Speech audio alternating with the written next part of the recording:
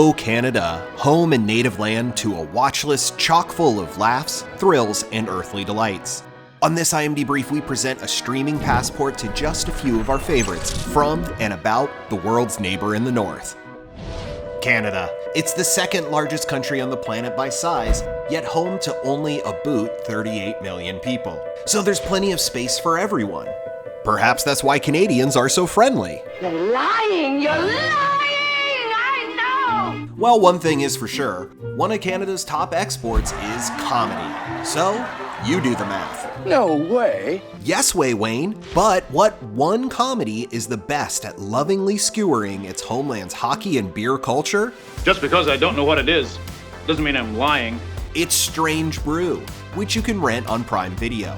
Based on a sketch from SCTV, Canada's answer to SNL, Rick Moranis and Dave Thomas play Bob and Doug McKenzie as they bumble through a hammered Hamlet about a hostile takeover at a brewery. A friend of ours, a cop, had some and he puked. And he said, come here and get free beer or he'll press charges. More recently, some of Bob and Doug's SCTV comedian comrades moved to Schitt's Creek for a truly wonderful and hilarious 6-season run on CBC television. And you can catch most of that journey on Netflix or for free on IMDb TV.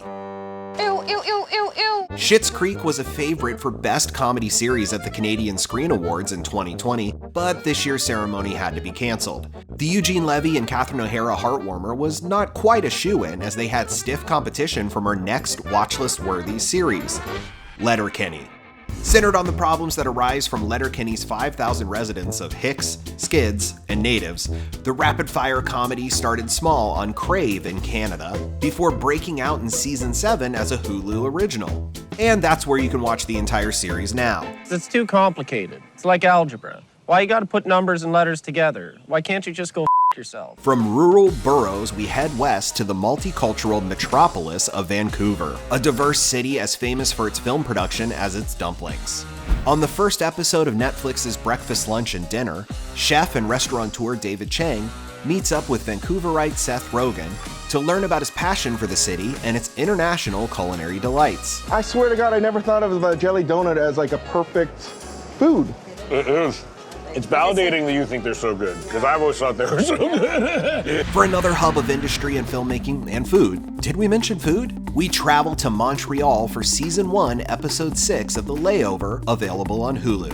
Visiting for slightly over 24 hours, Anthony Bourdain makes the most of his time by eating and drinking with a crazy cast of characters, who also happen to be some of the best chefs in the city. Montreal is a chef town. It's a stay up late and have a good time town.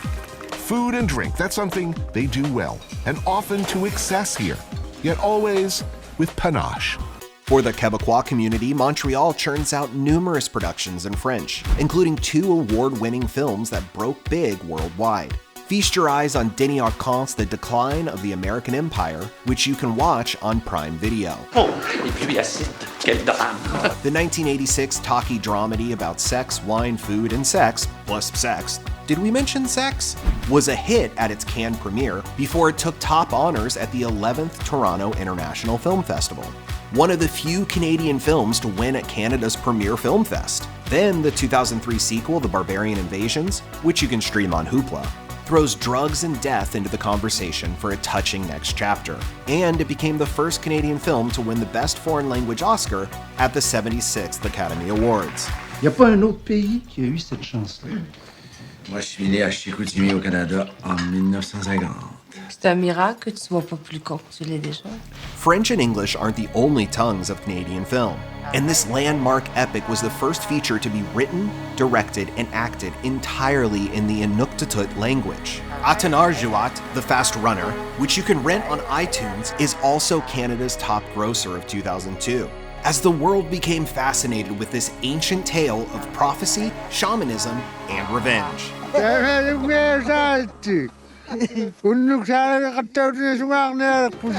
Lastly, we look to innovators of Canadian film, like Denis Villeneuve, who has since gone Hollywood with the mega budgets of Blade Runner 2049 and Dune, but began his career in native Quebec making pot-boiling mysteries and globe-trotting thrillers like 2010's Incendie, which you can rent on Prime Video or Vudu. On a entendu. Hold up, we're almost through.